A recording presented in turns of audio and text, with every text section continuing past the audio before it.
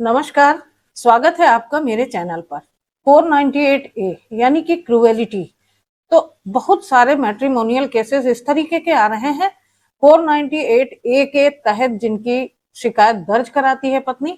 और उनमें सारे के सारे एलिगेशंस जो होते हैं वो झूठे लगाए जाते हैं, और उन झूठे एलिगेशंस के पीछे उसके पास ना तो कोई प्रूफ होता है और ना ही कोई इस तरीके के आर्गुमेंट होते हैं जिससे कि वो केस को जीत सके। लेकिन फिर भी पत्नियां सिर्फ और सिर्फ पति और उसके परिवार वालों को परेशान करने के लिए क्रूएलिटी का आरोप लगा के 498A के तहत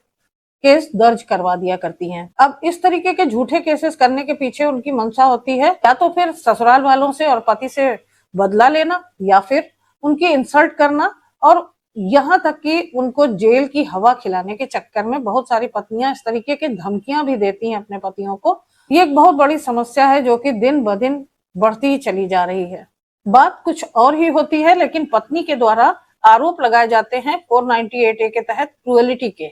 और इस तरीके के क्रिमिनल केसेस का करना पत्नियों के द्वारा ये बहुत ही गलत बात है, जिसका कि पत्नियां धड़ल्ले से उपयोग कर रही हैं, सिर्फ पति और उसके परिवार वालों से बदला लेने की नियत से, या फिर उन्हें परेशान करने की नियत से, या फिर उनकी इंसल्ट करने की नियत से। तो आज के इस वीडियो में मैं एक ऐसे केस की चर्चा करूंगी जिसमें पति और उसके परिवार वालों की कोई गलती भी नहीं थी, और उसके बाद भी पत्नी ने, जैसे कि हमेशा होता आया है, तो इस मामले में पति पत्नी के साथ रहना नहीं चाहता था, लेकिन पत्नी के जो परिवार वाले थे उसे प्रेशराइज करते थे पति को उसके साथ रहने के लिए, चाहे कितनी भी खराब स्थितियां हो, कैसी भी कंडीशंस हो, लेकिन पति को ये थ्रेटन किया जाता था, धमकी दी जाती थी कि उसे अपनी पत्नी के साथ रहना ही पड़ेगा, चाहे पति पत्नी में कितना ही झगड़ा हो या पति का मन ना हो, लेकिन फिर भी उसे पत्नी के साथ रहना ही पड़ेगा। और ऐसा नहीं है कि यहाँ पर कोई अत्याचार हो रहा था पत्नी के ऊपर, ना तो पति और ना ही उसके परिवार वालों द्वारा अत्याचार किया जा रहा था पत्नी के ऊपर, ना ही दहेज की कोई डिमांड थी, और ना ही थ्रेटनिंग या अबेटमेंट था। ये एक ऐसा मामला था जिसमें एक पत्नी ने अपने पति और उसके परिवार वालों के ऊपर बिना किसी आधार के, बिना किसी कारण के, कोई अत्याचार उसके साथ नहीं हो रहा था, फिर भी उसने पति और उसके परिवार वालों के ऊपर क्रूएलिटी के आरोप 498A के तहत लगा दिए, जो कि बिल्कुल ही निराधार थे और वेग थे, और जिसमें किसी की भी कोई गलती नहीं थी। पत्नी ने डावरी हैरेसमेंट और क्रूएलिटी के आरोप पति और उसके परिवार वालों के ऊपर लगाए, जो कि बिल्कुल गलत थे। आमतौर पे ये देखा जाता है कि जब पत्नी पति के परिवार वालों के साथ एडजस्ट नहीं कर पाती, सास ससुर से या परिवार वालों से जो अनबन रहती है उसकी, तो पत्नी 498A या फिर डोमेस्टिक वायलेंस वगैरह जो भी कानून उसके लिए बनाए गए हैं उनका दुरुपयोग करती है, और आसानी से ये मान लिया जाता है कि पति की कोई गलती होगी या फिर उसके इन-लॉज ने उसको परेशान किया होगा, अत्याचार किया होगा उसके साथ। लेकिन वहीं अगर हम लड़के की तरफ से हम देखते हैं केस को, तो ऐसा लगता है कि 90% केसेस जो होते हैं वो 498A के या तो बदले की नियत से या फिर परिवार वालों को परेशान करने की, हैरास करने की नियत से पत्नियां झूठे केसेस करती हैं। इसमें सिर्फ पत्नियों के द्वारा झूठे आरोप लगाए जाते हैं और कानून का धड़ल्ले से दुरुपयोग किया जाता है। और बहुत सारे केसेस में आजकल ये देखने को मिलता है कि जब पति पत्नी के बीच में मनमुटाव होता है, लड़ाई झगड़े बहुत ज्यादा बढ़ जाते हैं, पति डिप्रेशन में चला जाता है और कोई गलत कदम भी उठा लेता है, तो भी पत्नी उसे 498A के केस में फंसाने से नहीं चूकती, और साथ ही उसके परिवार वालों को भी फंसा देती है। जबकि जिस परिवार का लॉस होता है, यानी जिनका बेटा चला जाता है, वो बेचारे कुछ भी नहीं कर पाते। और आजकल ऐसे मामलों की बाढ़ आई हुई है, आप लगातार सोशल मीडिया में और मीडिया में इस तरीके की खबरें सुन ही रहे हैं। लड़कियां आजकल इतने बड़े बड़े कदम उठाने के बाद भी कानून का दुरुपयोग करने से नहीं चूकती हैं, और कानून उनके पक्ष में आ जाया करता है, क्योंकि आज हमारा कानून जो है वो जेंडर बायस्ड है, महिला प्रधान है, और जो पत्नी कहती है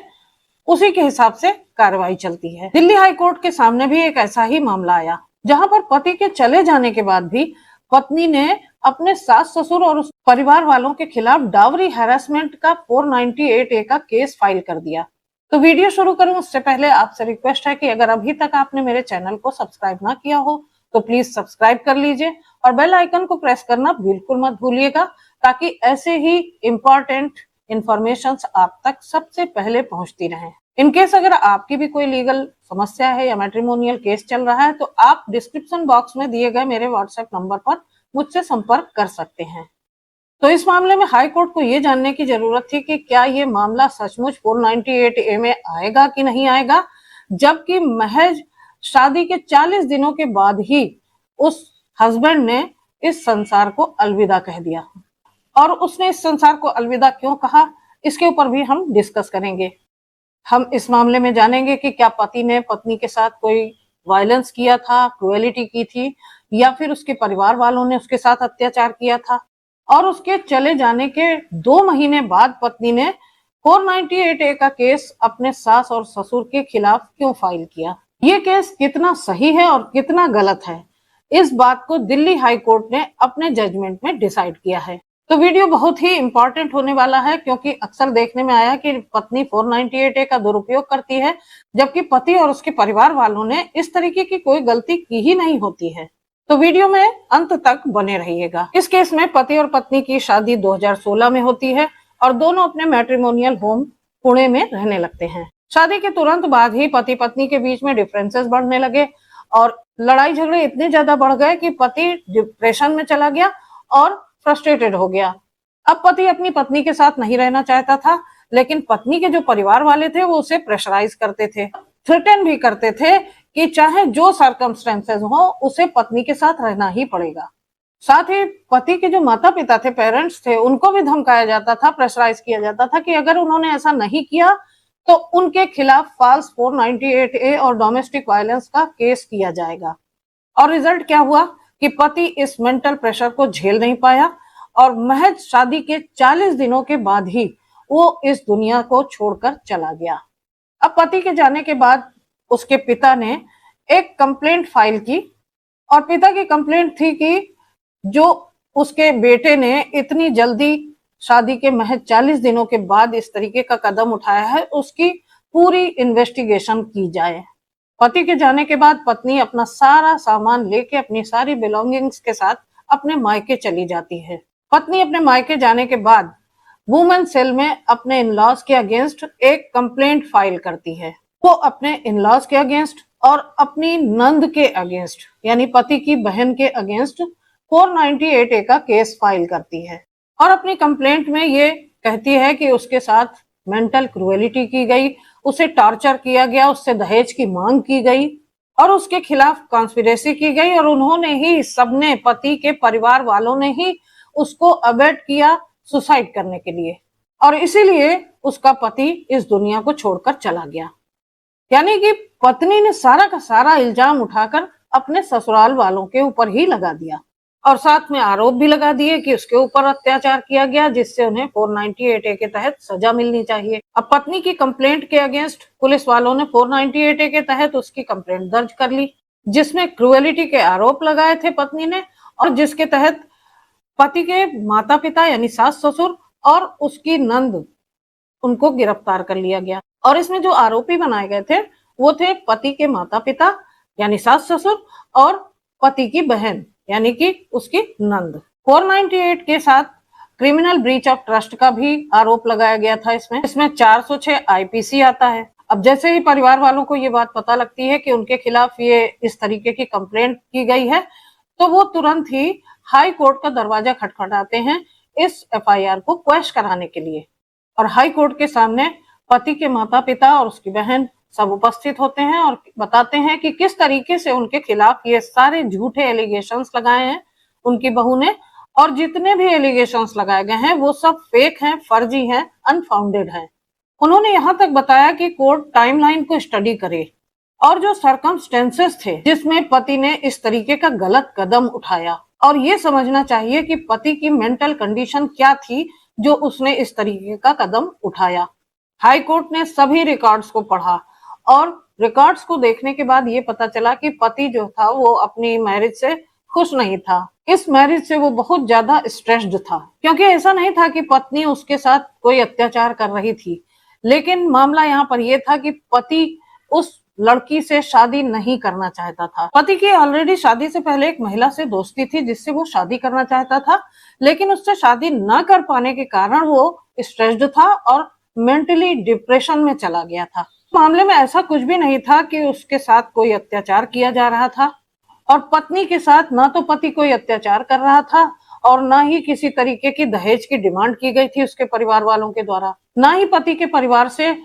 पत्नी को कोई थ्रेटनिंग थी या अबेटमेंट था। ये एक अलग ही तरह का मामला था जिसमें किसी प्रकार का कोई अत्याचार नहीं हो रहा था। पति एक अलग वजह से मेंटल डिप्रेशन में था